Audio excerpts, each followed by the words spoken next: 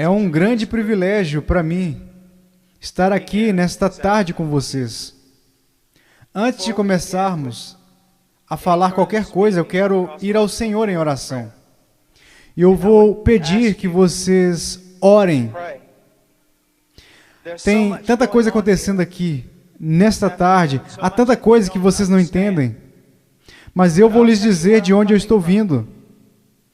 Eu irei pregar como um homem morto para homens mortos, mulheres e jovens.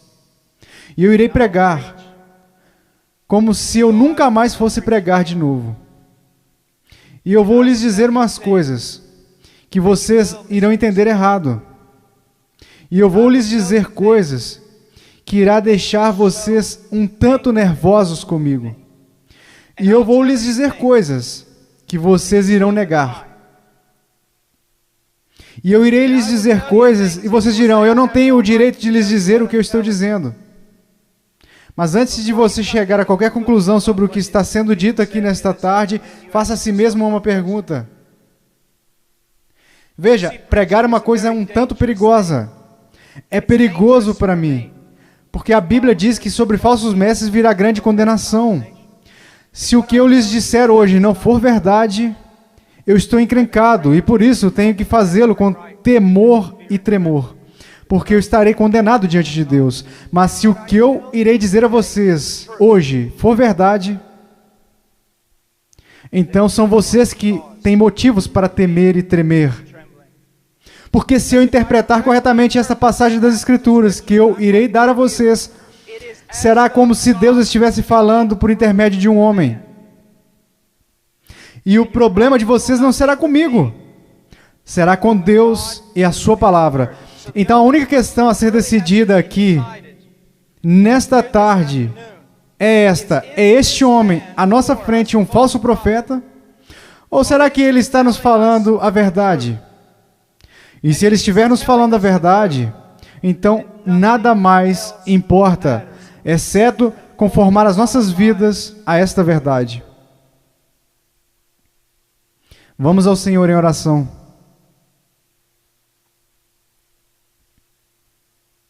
Pai,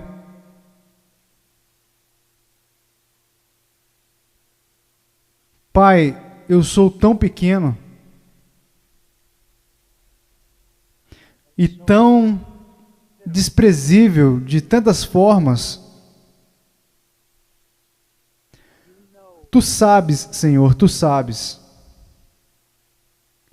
Ó Senhor amado, será que falso fogo irá continuar sendo a única coisa depositada no seu altar? Ou poderia fogo descer do céu? No meio de tanto barulho e clamores, programações, poderia o fogo descer do céu? Podem esses ossos secos voltar a viver? Tu sabes, Senhor. E na sua soberania eu oro e rogo ante ao trono de Deus que sejas gracioso para conosco. Que o Senhor abra os corações e as mentes. Senhor, nós não podemos contar com que eles os abram, eles nunca o farão. Abra os seus corações, as suas mentes e faça com que eles enxerguem a verdade bíblica. Sopre sobre eles, conceda arrependimento, conceda fé. Traga-os ao teu reino, Senhor, para a sua glória. Pelo seu grande nome, opere estas coisas. Senhor, como um irmão falava, que seja, Senhor, de tal forma que nenhum homem obtenha crédito, que nenhum homem ponha a mão na arca do Senhor e se pôr que caia morto, Senhor. Ó Deus, faça-se presente entre nós. Por favor. Porque não temos outra esperança. Não temos nenhuma outra esperança. Essas crianças não possuem outra esperança, a não ser que o Senhor haja. Amém. Eu vou pregar por intermédio de Mateus, capítulo 7. Se você trouxe a sua Bíblia, me siga.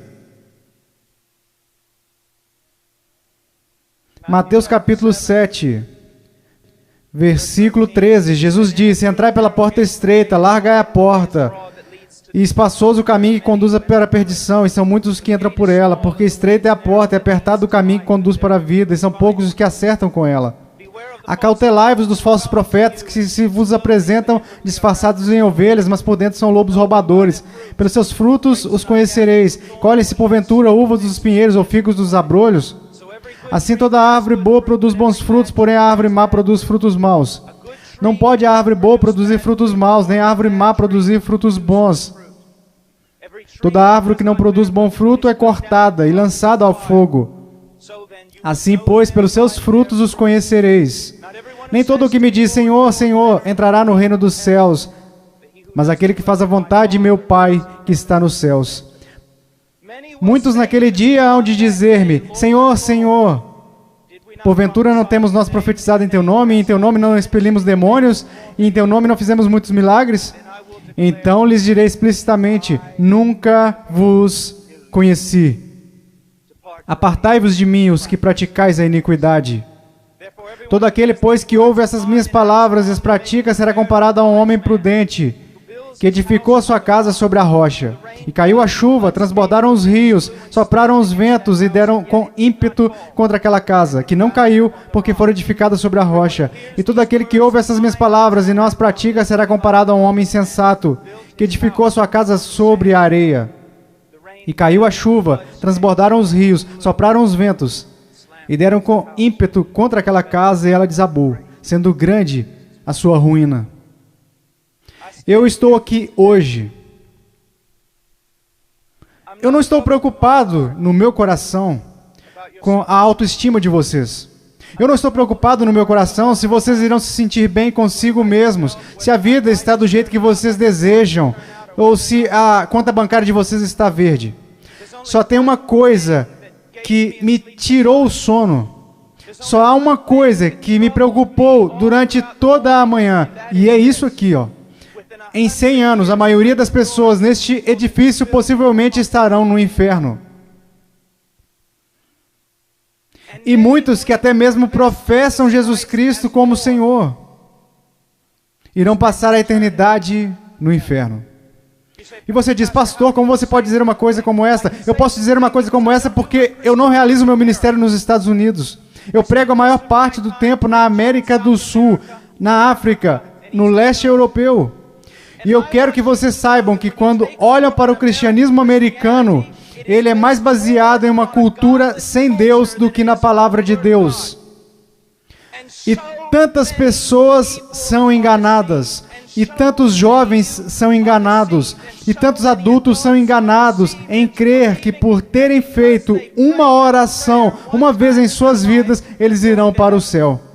Então, quando eles olham ao redor e enxergam outros que confessam a Cristo e veem essas pessoas tão mundanas quanto o mundo, e se comparam uns com os outros, nada perturba os seus corações. Eles pensam: bem, eu sou igual à maioria do meu grupo de jovens.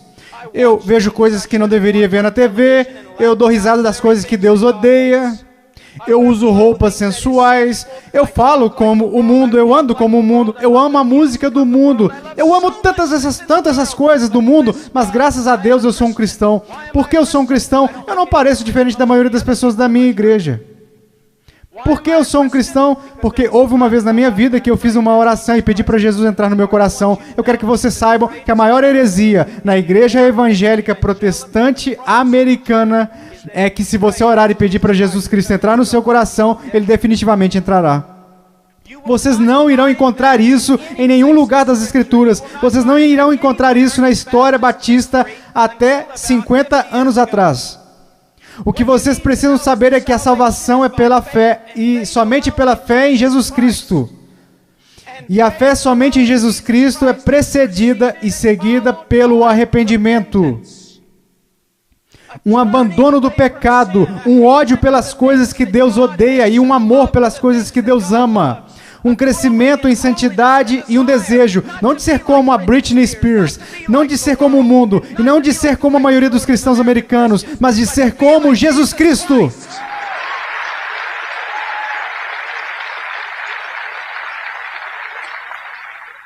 Eu não sei porque vocês estão aplaudindo, eu estou falando de vocês. Eu não vim aqui para ouvir améns. Eu não vim aqui para receber aplausos, eu estou falando de vocês. Muitas vezes as pessoas vêm a mim e dizem, eu adoraria segui-lo até a Romênia, eu queria te seguir até a Ucrânia, eu adoraria pregar onde você prega e onde plantou igrejas no Peru, na floresta. E eu digo, não, você não iria. E elas dizem, sim, eu iria. E eu digo, não, você não iria. Por quê? Porque você seria expulso da igreja de lá. O que nós precisamos enxergar? Eu não estou querendo ser duro, apenas para ser duro. Vocês têm a noção de quanto amor é necessário para ficar na frente de 5.000 pessoas e dizer que o cristianismo americano é praticamente, completamente errado? Você sabe que vai me custar nunca mais ser chamado para algo assim? Ser impopular. Você sabe por que você faz isso? Você não faz porque você vai ser bem pago. Você não faz isso porque os homens te amam. Você faz isso porque você ama os homens e, acima de tudo, você quer honrar a Deus. Eu quero dizer a vocês uma coisa. Nós vamos olhar para as Escrituras e eu quero que vocês olhem para ela, como ela realmente é. Pare de se comparar com os outros que dizem que são cristãos, que se comparam com outros que dizem que são cristãos. Compare a si mesmo com as Escrituras. Quando alguém, um jovem, vem a um pastor ou pastor de jovens e diz, eu não tenho certeza se sou salvo, o pastor de jovens geralmente vai lançar um clichê. Alguma vez em sua vida você orou e pediu para Jesus entrar no seu coração? Bem, sim. Você foi sincero? Bem, eu não sei, mas acho que sim.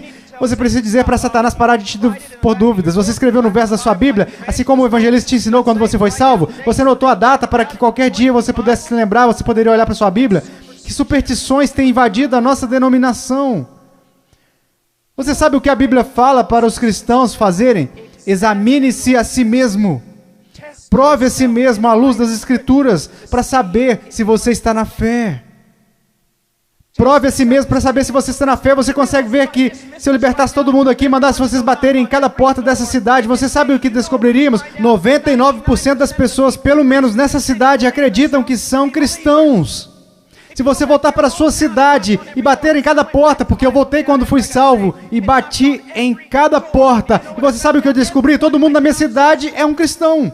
85% deles não vão à igreja, e aqueles que vão à igreja não estão preocupados com santidade, eles não estão preocupados em servir, não estão preocupados em ser separados do mundo, não estão preocupados se o evangelho será pregado entre as nações. Mas graças a Deus eles são salvos. Por que eles são salvos? Porque algum evangelista que deveria ter passado mais tempo estudando sua Bíblia do que pregando, disse a eles que eles eram salvos. E ele disse isso para que depois pudesse se gabar de quantas pessoas se converteram no seu próximo avivamento. Eu amo vocês. E há homens aqui que amam vocês. E eu quero ir às Escrituras agora que eu os choquei para a vida. Eu quero que vocês me ouçam. Ouçam a palavra de Deus e comecem a se perguntar algumas perguntas. Antes de mais nada, entrai pela porta estreita, porque larga é a porta e espaçoso o caminho que conduz à perdição, e muitos são os que entram por ela. Há uma porta estreita.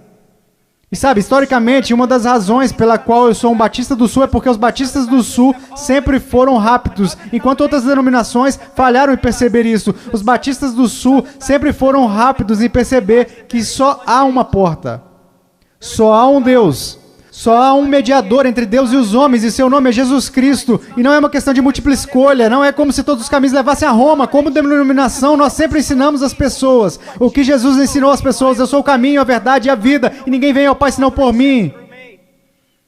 Então eu louvo a Deus por isso, que a única maneira de qualquer ser humano nesta terra ser salvo é por intermédio de Jesus Cristo. Ponto final. Porque vocês precisam entender que a Bíblia diz: todos pecaram e destituídos estão da glória de Deus, e vocês não têm ideia do que isso significa. Que nascemos totalmente depravados, odiando a Deus. Que nós nunca buscaríamos a Deus, nunca iríamos a Deus, nós nos rebelamos contra Deus, quebramos toda a lei. Não é só uma questão do que você já pecou, a questão é: você nunca fez nada além de pecar. A Bíblia diz nos profetas que até as nossas maiores obras são como trapos de imundícia perante Deus. E por causa disso, você sabe o que merecemos? A ira de Deus. O ódio santo de Deus. E vocês dizem: espere um pouco, Deus não pode odiar ninguém, Deus é amor. Não, meu amigo. Você precisa entender uma coisa. Jesus Cristo ensinou, os profetas ensinaram, os apóstolos ensinaram isso. que a não ser a graça de Deus revelada em Jesus Cristo, nosso Senhor, a única coisa que resta para você é a ira, a violenta ira de Deus, por causa da sua rebelião e dos seus pecados. Quando falam em universidades, eles sempre são rápidos em dizer, não, Deus não pode odiar porque Deus é amor. Mas eu digo, Deus tem de odiar porque Ele é amor. Veja, eu amo crianças, portanto odeio o aborto. Se eu amo o que é santo, devo odiar o que não é santo. Deus é um Deus santo, e isso é algo que os americanos esqueceram. Muitas das coisas que você adora fazer, Deus odeia. Você sabia disso? Ore por um avivamento. Você vai para a reunião de jovens e quer que Deus haja, mas antes de ir, você assiste programas na TV que Deus absolutamente abomina. Então você se pergunta por que o Espírito Santo não desceu sobre nós e por que você tem que criar falso fogo e falso entusiasmo. Porque Deus não está presente, Deus é um Deus santo. E a única maneira pela qual eu e você poderíamos nos reconciliar com o Deus Santo é pela morte do Filho unigênito de Deus, quando ele foi pendurado naquela cruz. Agora me escute, se você hoje é um salvo, você não foi salvo porque os romanos e os judeus rejeitaram a Jesus. Você não foi salvo porque eles colocaram uma coroa de espinhos na cabeça dele. Nem foi salvo porque eles perfuraram o tórax de Jesus. Você não foi salvo nem mesmo porque eles o pregaram na cruz. Você sabe por que você é salvo? Se você é salvo, porque quando Jesus Cristo estava pendurado naquela cruz, Ele carregou os seus pecados, o pecado do povo de Deus, e toda a violenta ira de Deus que deveria ter caído sobre você, caiu sobre o seu único filho. Alguém tinha que pagar o preço. Alguém tinha que morrer. Foi Deus o Pai quem o esmagou. O seu único filho, de acordo com Isaías 53. Ao Senhor agradou moê-lo. As pessoas dizem, a cruz é um sinal de quanto o homem é valioso. Isso não é verdade. A cruz é um sinal de quão depravados nós realmente somos, que levou à morte o Filho único de Deus. A única coisa que poderia salvar pessoas como nós foi a morte do único Filho de Deus, sob a ira de seu próprio Pai, pagando o preço, levantando dentre os mortos, poderoso para salvar. Este é o Evangelho de Jesus. Agora, o que você é chamado para fazer? Você diz, entrar pela porta estreita. Como você faz isso? Jesus disse, o tempo é chegado, o reino de Deus se aproxima. O que você deve fazer? Em Marcos, ele nos diz, arrependa-se e creia no Evangelho. Você diz, irmão Paul, eu fui salvo orando e pedindo para Jesus entrar no meu coração. E eu tenho certeza que você fez isso. Mas você não foi salvo por uma fórmula mágica ou por causa de algumas palavras que você repetiu. Você foi salvo porque se arrependeu dos seus pecados e creu. E não foi uma coisa isolada. Você continua fazendo isso hoje em dia. Porque Jesus, numa tradução mais correta deste versículo, ele falou, o reino de Deus se aproxima, o tempo é chegado. Agora, passem o resto de suas vidas se arrependendo de seus pecados e crendo em mim. A conversão não é como uma vacina. Ah, eu já fiz isso. Ah, eu me arrependi. Eu já criei. A questão é, meu amigo, você continua se arrependendo dos seus pecados? Você continua crendo? Porque aquele que começou a boa obra em vocês também a finalizará. Ele irá finalizar. Nós, os batistas, pregamos que você deve ir por essa única porta que é Jesus Cristo. Mas nós, batistas do Sul, esquecemos uma coisa. E eu quero que pastores de jovens e outros líderes me escutem. Pais, nós esquecemos um ensinamento muito importante do Evangelho. Diz que não apenas a porta é estreita, mas o caminho também é estreito. O que basicamente fazemos é conduzir uma pessoa a Cristo, ou conduzimos alguém a uma oração, e aí essa pessoa passa o resto da vida vivendo igual ao mundo. E se você quiser negar isso, eu posso trazer as estatísticas para te provar. Várias pesquisas, censos, qualquer tipo de pesquisa que você pensar, quando elas questionam a moralidade da igreja nos Estados Unidos em comparação com a moralidade daqueles que se consideram perdidos, as pesquisas não encontram diferenças. Veja, estes são apenas dados, não tem nada a ver com a interpretação religiosa, são estatísticas.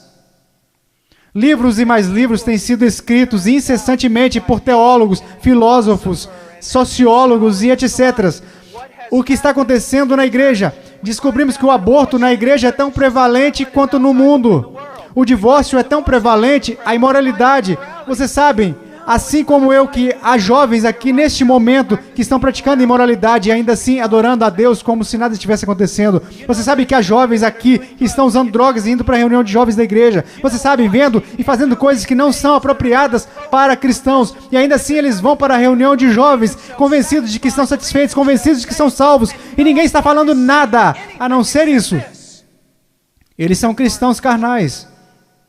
Eles são cristãos de verdade. Só são carnais. Essa é uma doutrina que começou num seminário batista, que não era um seminário dos batistas do sul, muitas décadas atrás. Essa doutrina não é bíblica e não é histórica. Meu caro amigo, ser cristão carnal não existe. Você diz, espera um pouco, irmão Paul. 1 Coríntios capítulo 3. Não sois porventura carnais, Paulo disse. Não. Isso foi o que Paulo disse. Mas você precisa ler o livro todo para saber o que ele queria dizer. Um dos nossos problemas, juventude, escute. A maior parte do nosso cristianismo é baseado em clichês que lemos nas camisetas cristãs. A maior parte do nosso cristianismo vem das músicas e não da Bíblia. A maior parte das coisas que a gente crê ser verdade é ditada pela nossa cultura e não pela Bíblia. A Bíblia não ensina que uma pessoa pode ser um cristão genuíno e viver constantemente em carnalidade, perversidade, pecaminosidade todos os dias de sua vida. Mas a Bíblia ensina que o cristão genuíno recebeu uma nova natureza. O cristão genuíno tem um pai que o ama, que o disciplina, que cuida dele e que se importa com ele. O meu coração está quebrantado, porque vocês sabem tanto quanto eu, jovens. Não sejamos hipócritas, não vamos esconder a verdade. Há muita gente assim, você os conhece, você pode ser um deles, ou ao menos sabe que tem um no seu grupo de jovens. Eles vão às reuniões, eles fazem todas as coisas, mas em seus corações eles são tão depravados quanto se pode ser. Não há diferença, não há luz. Tudo que o mundo faz, eles também fazem, e está tudo ok. Meu amigo, isso não é cristianismo. Eles não estão correndo perigo de perder o galardão, eles estão correndo perigo de ir para o inferno. Eles não conhecem a Deus. O que nós ensinamos? Quando foi a última vez que você ouviu alguém falar que não existe apenas uma porta estreita, mas também um caminho estreito? Jesus indica que um dos principais sinais para saber se você é um cristão genuíno é se você caminha no caminho estreito. Você sabe qual é o sinal para saber se você é um cristão na América? Você fez uma oração alguma vez. Não é incrível? O que você se pergunta quando duvida da sua salvação? Se você fez uma oração de salvação uma vez, o que as Escrituras ensinam? Examine a si mesmo, testifique nas Escrituras para saber se você está na fé, porque um cristão será diferente. Estou dizendo que um cristão está sem pecado? Não, porque aprendemos em 1 João que os cristãos pecam, e se dissermos que não conhecemos o pecado, não conhecemos a Deus, não andamos na luz. Então qual é a diferença? Aonde eu quero chegar? Eu estou chegando até aqui. Se você é genuinamente um cristão nascido de novo, um filho de Deus, você irá caminhar pelo caminho da justiça, como um estilo de vida. E se você se desviar desse caminho de retidão, o Pai irá até você. Ele irá te disciplinar, ele vai te colocar de volta naquele caminho. Se você professa que entrou pela porta estreita, mas você continua andando pelo caminho largo, assim como todos da sua escola, assim como todos que são carnais e depravados, a Bíblia quer que você saiba que você deveria ficar terrivelmente amedrontado, porque você não conhece a Deus. Eu temo homens que passam a maior parte de suas vidas dizendo a outras pessoas que elas são salvas. Eu tenho temor por vocês, se vocês já fizeram isso. Você não diz às pessoas que elas são salvas, você diz a elas como serem salvas. Deus as diz se elas são salvas. O que nós esquecemos de acreditar é que a salvação é uma obra sobrenatural de Deus.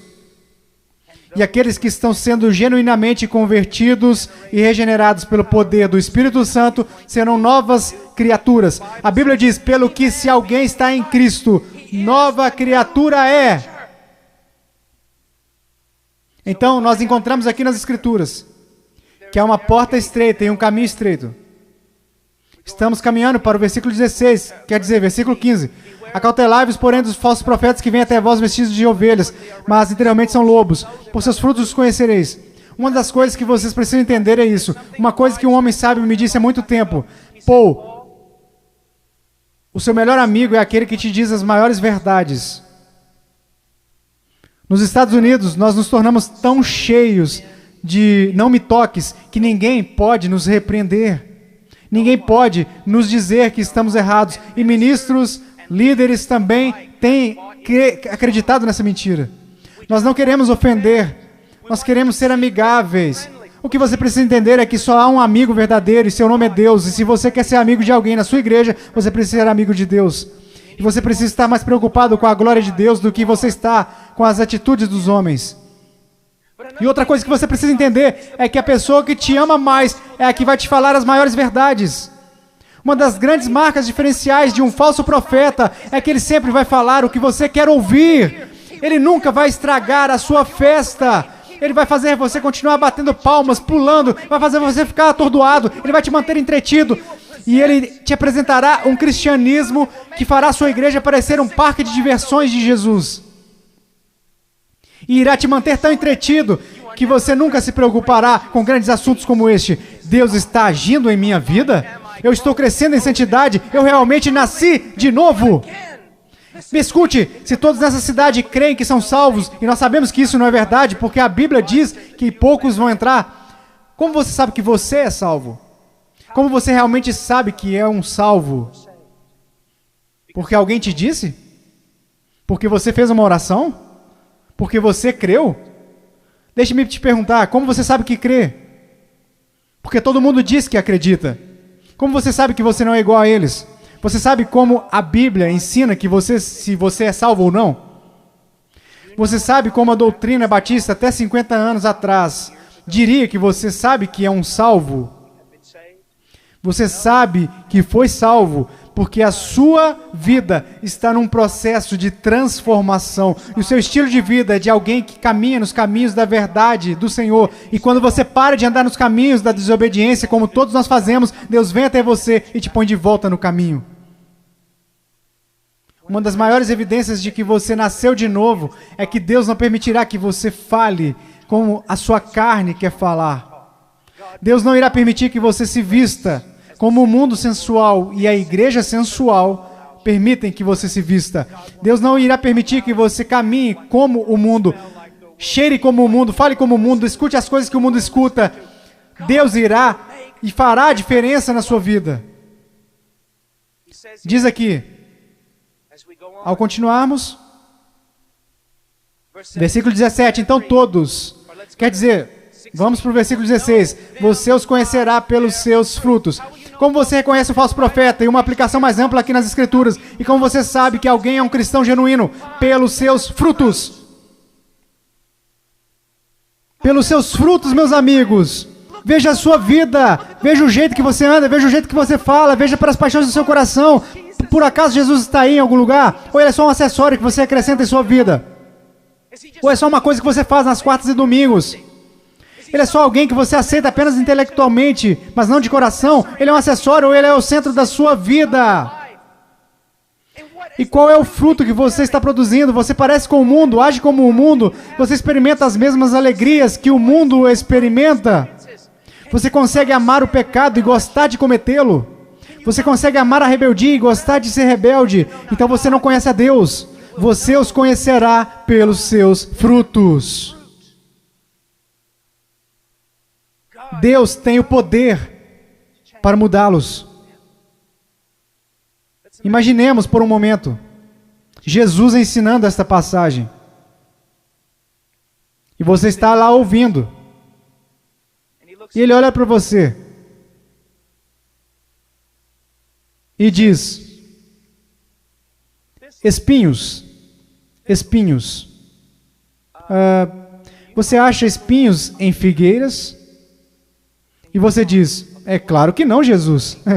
Você não é um agricultor, você não é um fazendeiro, você é um carpinteiro, mas todo mundo sabe, Jesus.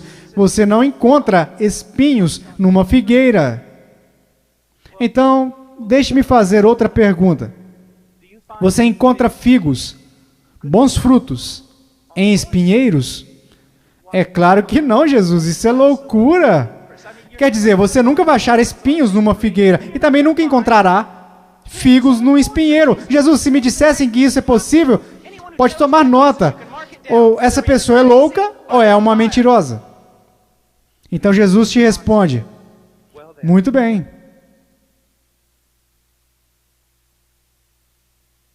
Aqueles que se dizem meus discípulos, mas dão maus frutos, não seria o mesmo que dizer que ou eles estão mentindo, ou que estão loucos em fazer tal afirmação?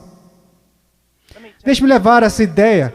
Vamos imaginar que eu apareça atrasado e entre correndo na plataforma e todos os outros líderes estão zangados comigo. Irmão, pô, você não considerou que lhe foi dada a oportunidade de pregar aqui e você aparece atrasado e eu digo, irmãos, você tem que me perdoar. Por quê? Eu estava a caminho na rodoviária e meu pneu furou. E eu estava trocando o pneu e enquanto isso, a porca da roda saiu. E eu não estava prestando atenção, então eu corri para pegar a porca da roda. Assim que eu peguei, no meio da rodovia, eu levantei, tinha um caminhão de carga de 30 toneladas vindo a uns 200 por hora, uns 10 metros à minha frente, e aí ele me atropelou e é por isso que eu estou atrasado. Só existiriam duas explicações lógicas, eu sei, ninguém mais estuda lógica, mas só existiriam duas conclusões lógicas. Primeiro, eu sou um mentiroso. 2, eu sou um maluco. Você diria, irmão Paul, é absolutamente absurdo, é impossível ter um choque com algo tão grande como um caminhão de carga e não mudar de estado. E a minha questão para você seria isso: o que é maior, um caminhão de carga ou Deus? Como é que tantas pessoas hoje em dia professam ter tido um encontro com Jesus Cristo e ainda assim não são permanentemente transformados? Deixe-me dar a vocês algumas coisas para pensar. Vocês sabem que estou lhes dizendo a verdade. Quantas vezes você vai e rededica a sua vida de novo e de novo e de novo? Quantas vezes os grupos de jovens veem as coisas e ficam empolgadíssimos? E voltam para a igreja e dura cerca de 1,5 semanas. E mesmo assim dizem, foi um grande movimento de Deus. Não foi, não. Se não durou é porque não foi um mover de Deus. Foi emoção. Foram tantas coisas, mas não foi um grande mover de Deus. Deus trabalhou em sua vida. Deus está trabalhando em sua vida. Você os conhecerá pelos seus frutos. Você os conhecerá pelos seus frutos. Vamos adiante.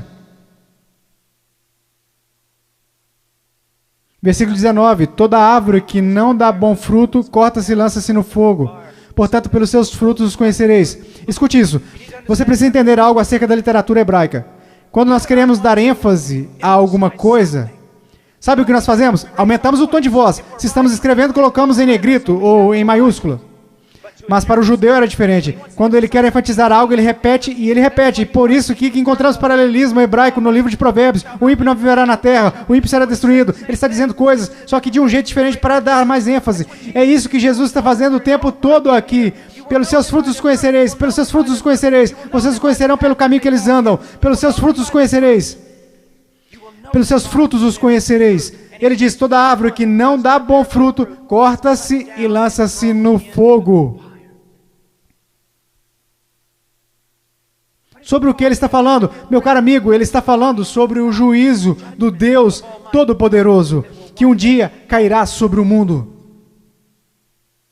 Que um dia, possivelmente, irá cair sobre você. Meu caro amigo, eu não consigo olhar o seu coração. Eu sou tão facilmente enganado pelo meu próprio coração. Mas há um que não é enganado. Há um que não é enganado. E ele não é enganado por uma cultura cristã pós-moderna. Ele sabe. Pelos seus frutos os conhecereis. Então ele continua. E ele diz isso. Versículo 21. Nem todo o que me diz Senhor, Senhor entrará no reino dos céus, mas aquele que faz a vontade de meu Pai que está nos céus. Você sabe o que a sua profissão de fé em Jesus vale? Absolutamente nada. Sim, você leu essa passagem? Estude ela.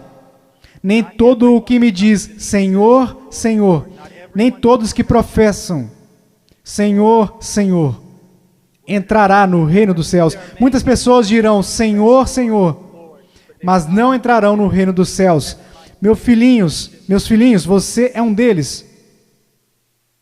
Senhor, Senhor. Agora, vamos voltar para a literatura hebraica. Ele diz Senhor, Senhor, ele não diz Senhor. Ele diz Senhor, Senhor. O que significa? Esse sujeito que está fazendo essa profissão não é alguém que de repente decidiu. É o dia do juízo, é melhor confessá-lo como Senhor. Essa é uma pessoa que professa enfaticamente aos outros que Jesus é o Senhor. Ele anda por aí dizendo que Jesus é o Senhor. Ele dança enquanto os músicos estão tocando e diz que Jesus é o Senhor.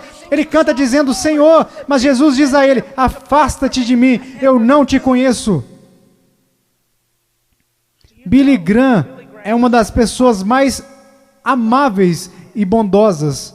E ainda assim, ele disse que a maioria das pessoas das igrejas confessionais estão perdidas.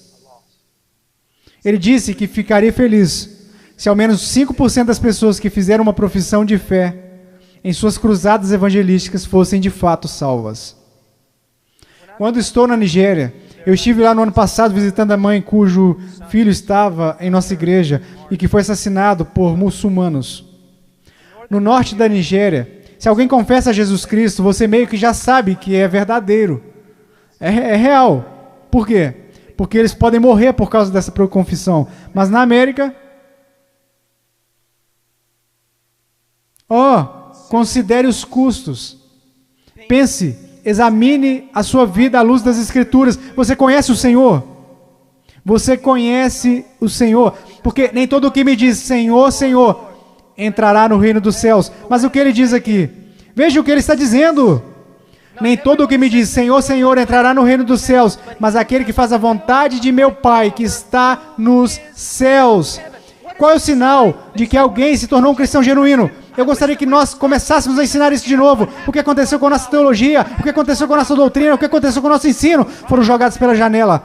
Ninguém mais quer estudar doutrinas, só queremos escutar músicas cristãs e ler as frases de camisetas. O que aconteceu com a verdade? A verdade te diz isso. A prova, a maneira que você pode ter certeza que você é um cristão que nasceu de novo, é que você tem como estilo de vida agir segundo a vontade do Pai. E você diz, você está falando de obras? Não, eu não estou. Eu estou falando de evidência de fé. Funciona mais ou menos assim. Sua profissão não é prova alguma de que você nasceu de novo, porque todos neste país professam ter fé em Jesus Cristo. Uma pesquisa diz que 65% a 70% dos americanos são salvos. Cristãos nascidos de novo. O país mais sem Deus na face da terra. Mata 4.000 bebês por dia, mas graças a Deus, 70% de nós são nascidos de novo. Como você sabe que esta fé que você tem não é falsa? Um estilo de vida que está preocupado em fazer a vontade do Pai, que faz a vontade do Pai. E quando você desobedece à vontade do Pai, o Espírito Santo vem e te repreende pessoalmente, por intermédio da palavra de Deus, ou por intermédio de um irmão ou irmã em Cristo. E Deus te põe no caminho de novo. Se você é um cristão genuíno, você não pode escapar dele. Deixe-me dar um exemplo. Se eu fosse seu pastor e você tivesse, digamos, 14 anos, eu estivesse voltando de uma pregação à 1 da manhã e te visse em um parque ou em uma esquina qualquer com um bando de delinquentes, fazendo coisas que você não deveria estar fazendo. Se você fosse membro de nossa igreja, eu diria, entre no carro, eu vou te levar para sua casa.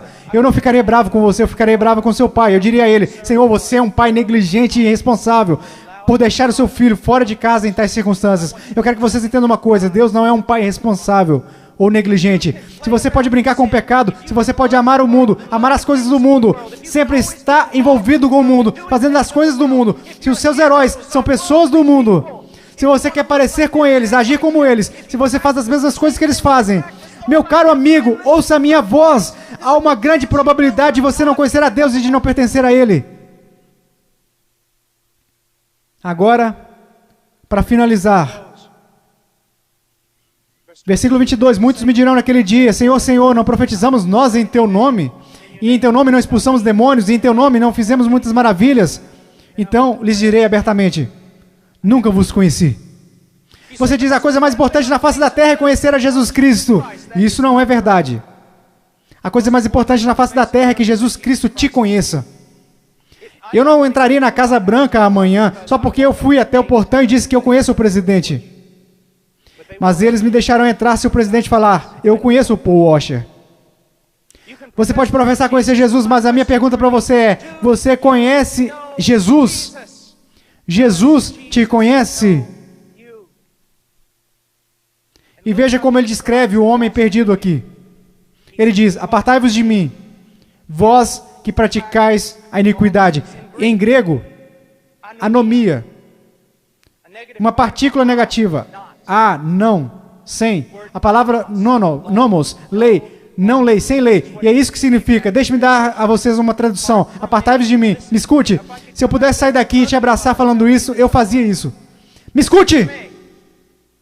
Ele diz, apartai-vos de mim, vocês que dizem ser meus discípulos, que me confessam como Senhor, porém vivem como se eu nunca tivesse lhes dado uma lei para obedecerem.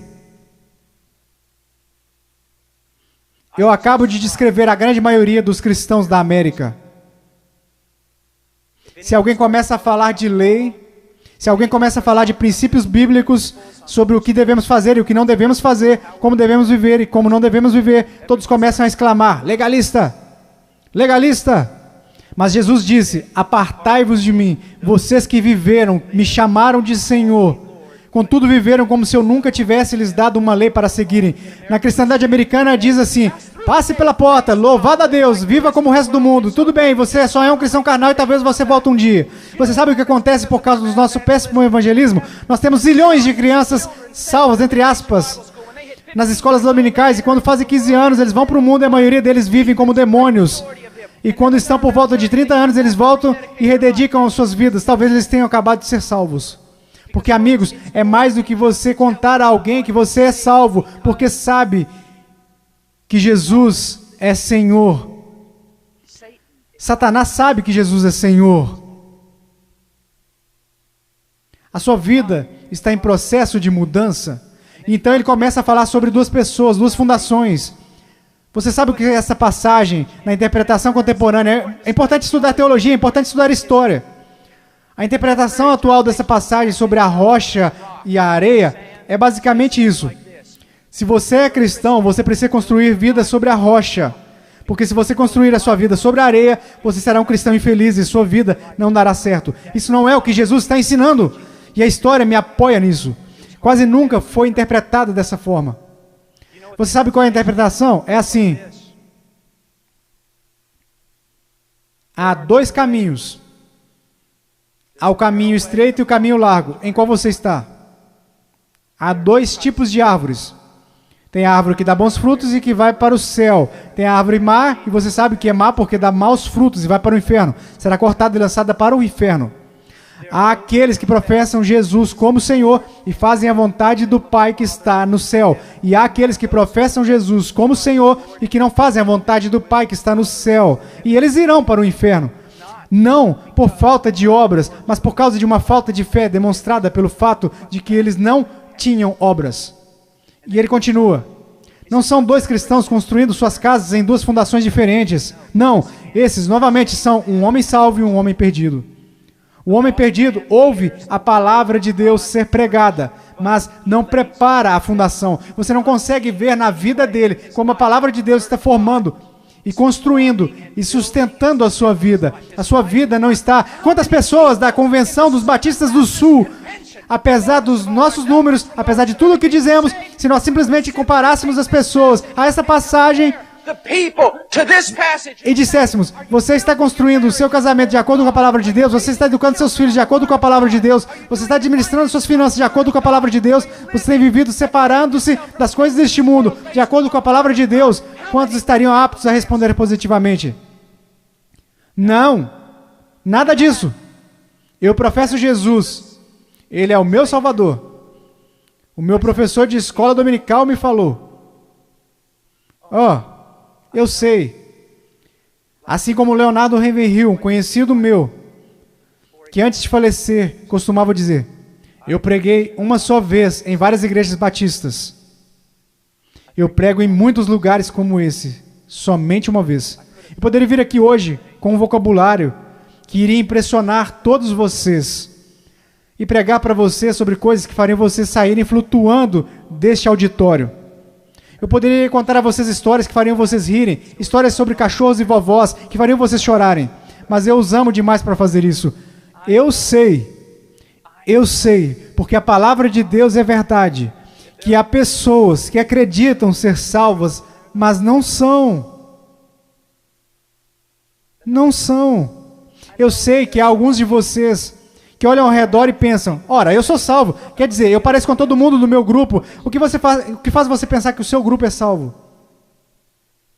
Ora, eu sou como meus pais, ou eu sou como os adultos da minha igreja, ou os diáconos, ou o pastor, e de que adianta? Você não será julgado por eles no dia da vinda de Cristo. A minha pergunta para você, querido, minha pergunta para você, meu filhinho, quero dizer, vocês poderiam ser meus filhos.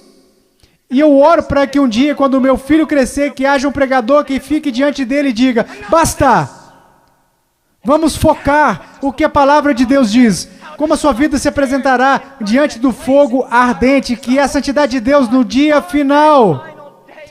Amado, amada, preciosa menina, amado, precioso jovem, no dia final a sua confissão permanecerá verdadeira. Você é salvo. E eu não estou falando de, ora, eu acho que sou salvo. Sabe, há um caminho que ao homem parece direito, mas o fim dele são caminhos de morte. Ora, eu sinto do fundo do meu coração que eu sou salvo. Então deixe-me fazer outra pergunta. Você alguma vez já leu, enganoso é o coração, quem o conhecerá? Você não deveria ir ao testemunho das Escrituras? Ora, eu sei que sou salvo porque minha mãe, meu pai, meu pastor, todos disseram que eu sou salvo. Então eu te digo isso. O que a palavra de Deus te diz? Nós falamos tanto sobre ser cristãos radicais. Cristãos radicais não são pessoas que pulam em shows. Cristãos radicais não são pessoas que usam camisas gospel. Cristãos radicais são aqueles que carregam os frutos do Espírito Santo. Cristãos radicais são aqueles que respeitam e honram os seus pais, mesmo quando sentem que seus pais estão errados. Cristãos radicais são aqueles que não... Agora escutem, isso vai deixá-los irados. E eu estou falando com garotos e garotas. Cristãos radicais são aqueles que não se vestem sensualmente para mostrar os seus corpos. Se a sua vestimenta é um chamariz apenas para o seu rosto, Deus se agrada da sua vestimenta. Se a sua vestimenta é um chamariz para o seu corpo, isso é sensual e Deus odeia o que você está fazendo. Todo mundo gosta de falar sobre um profeta, mas ninguém quer escutá-lo. Eu estou falando sobre cristianismo. Eu passei minha vida em selvas. Eu passei minha vida congelando nos Andes. Eu vi pessoas morrerem. Um garotinho, Andrew Miner. Os muçulmanos retiraram 5 vezes o seu estômago e o deixaram morrer na calçada simplesmente porque ele exclamava, eu estou com tanto medo, mas eu não posso negar a Jesus Cristo. Por favor, não me matem, mas eu não o negarei. E ele morreu numa poça de sangue. E vocês falam sobre ser cristãos radicais porque vocês usam camisas de gospel e vão a um congresso. Eu estou falando sobre santidade. Eu estou falando sobre ser cheio de Deus. Você sabe o que seria o mover de Deus neste local? Se todos vocês caíssem debaixo de convicção, se eu mesmo caísse sob convicção pelo Espírito Santo e nos prostássemos e chorássemos, pois assistimos coisas que Deus odeia. Pois usamos coisas que Deus odeia. Pois nós agimos como o mundo, parecemos como o mundo, cheiramos como o mundo. Fazemos as mesmas coisas que o mundo e não sabemos que fazemos essas coisas porque não conhecemos a palavra de Deus. Porque mesmo que falemos como uma denominação, que a Escritura é infalível, a palavra de Deus, só o que ganhamos basicamente é um monte de ilustrações, histórias e novelinhas. Oh, que Deus brilhe, resplandeça neste lugar. Que viremos nossas costas para o pecado, que renunciemos às coisas que desagradam a Deus, e então que corramos para Ele e alegremos-nos nele e que venhamos amá-lo. Que Deus levante missionários. Eu não desejo a vocês o mesmo que seus pais. Eles querem segurança e boas casas para vocês. Eles querem que vocês tenham carros e respeito. Eu quero para vocês as mesmas coisas que quero para o meu filho, que um dia ele pegue uma bandeira, a bandeira de Jesus Cristo, e coloque-a no monte onde ninguém esteve antes. E que ele clame: Jesus Cristo é Senhor, mesmo que isso custe a sua vida. Se quando ele tiver 18 anos me disser as mesmas coisas que eu disse quando eu era jovem, eu vou para os montes, eu vou para a selva, e as pessoas disserem: você não pode ir, você está maluco, é uma guerra lá, você vai morrer. Eu vou. Quando aquele rapaz colocar a sua mochila nas costas, eu vou orar por ele e dizer: vá, vá, Deus seja contigo. E se você morrer, meu filho, eu te vejo do outro lado e irei honrar a sua morte. Oh Deus, vamos orar, vamos orar. Oh Deus, eu não me importo com reputação, eu não me importo com o que os homens pensam. Eu quero que o Senhor seja honrado, eu quero que esses jovens sejam salvos. Eu quero que os salvos parem de olhar para o cristianismo cultural e que o Senhor odeia, que cuspirá fora de sua boca, e que eles olhem para a sua palavra e digam: eu seguirei a Jesus. Ó Deus, eu oro pelos ministérios de jovens e pastores e oro para que o Senhor os encha com espírito de sabedoria, amor e coragem e discernimento. E querido Deus, custe o que custar, eu oro para que o Senhor levante missionários. Ao olhar para esses garotos, eu não posso evitar de pensar no meu filhinho. Ó Deus, que o Senhor salve o Ian e que eu levante o mande para a pior parte da batalha. Ó querido Deus, levante missionários aqui. Levante missionários, levante pregadores e pastores e embaixadores, evangelistas que conheçam a palavra de Deus. Oh Deus, trabalhe neste lugar, por favor, trabalhe neste lugar, amado Deus. Por favor, por favor, por favor, por favor. Agora com todas as cabeças baixas. Há alguém aqui, hoje à noite, que gostaria de dizer: irmão Paul, eu tenho vivido uma mentira. Eu digo que sou cristão, mas eu amo o mundo. Eu pareço com o mundo. Eu cheiro como o mundo e eu me odeio por conta disso. Irmão Paul, eu estou tão cansado deste cristianismo que eu tenho vivido. Eu estou cansado disso. Eu estou cansado disso. Eu quero ser salvo. Eu quero ser salvo. Eu só quero que levantem. Irmão Paul, eu quero ser salvo. Amém. Alguém mais? Eu quero ser salvo.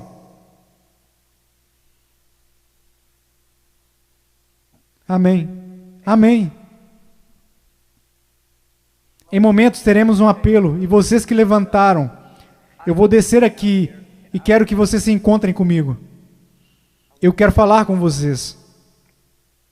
Agora, vocês podem se sentar. Agora, quero conversar com vocês que professam ser cristãos.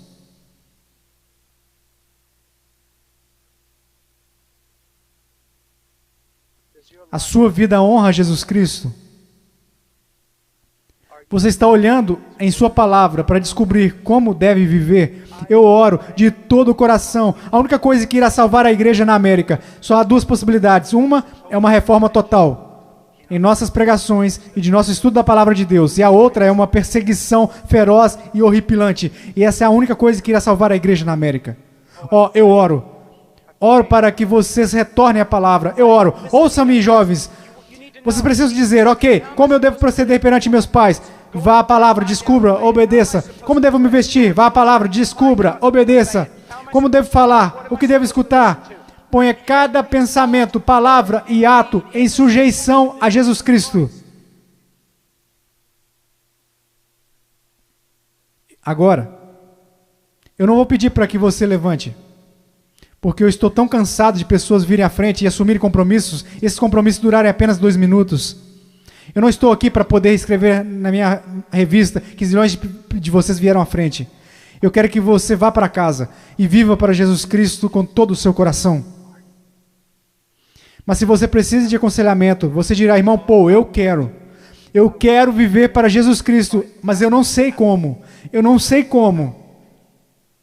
Em minutos, nós iremos fazer um convite e eu quero que você venha à frente. Não para assumir um compromisso. Se quiser assumir algum compromisso, faça isso daí de onde você está sentado. Se precisa contar a alguém, vá contar ao seu pastor. Vá contar ao seu pastor de jovens. E quer saber? Nós saberemos se esse compromisso irá durar. Quer saber como? Porque irá durar. Nós saberemos se foi de Deus. Deixe-me contar-lhes uma coisa. Eu quero lhes contar uma coisa. Se você tomou a decisão de seguir a Jesus Cristo, se você tomou a decisão para ser salvo nesses 2 últimos dias, eu quero lhe dizer algo. Se foi algo genuíno, irá durar. Se daqui a algumas semanas você voltar direto ao mundo, viver como o mundo, agir como o mundo, eu quero que você saiba de uma coisa. Você não entendeu nada aqui nesse final de semana. Você foi emotivo, simplesmente isso. Se você realmente ganhou algo do Senhor, eu quero que você saiba, isso irá durar. E ainda que você tente correr disso, você não vai conseguir. Você não vai conseguir.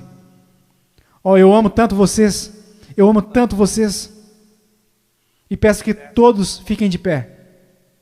Se você precisa de aconselhamento acerca de uma decisão que fez, mas que não está clara, eu quero que você venha à frente. E eu vou descer aqui. Vocês que levantaram, houve muitos de vocês aí que disseram, eu preciso conhecer a Jesus Cristo. Eu quero que você venha até aqui agora. E eu quero te conhecer. E eu quero voltar aqui com você e os outros conselheiros. E quero conversar com você. E quero te dizer uma coisa. Não em 5 minutos. Não em 10 minutos. Se você precisar conversar a noite toda, nós iremos ficar. Essa é a atitude de cada conselheiro neste lugar. Nós ficaremos a noite inteira, se necessário. A noite toda. Deus ama vocês. Deus ama vocês. Deixe-me orar por vocês.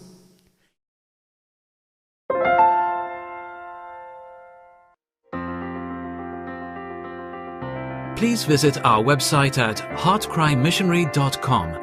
There you will find information about the ministry, our purpose, beliefs and methodologies, and extensive information about the missionaries we are privileged to serve.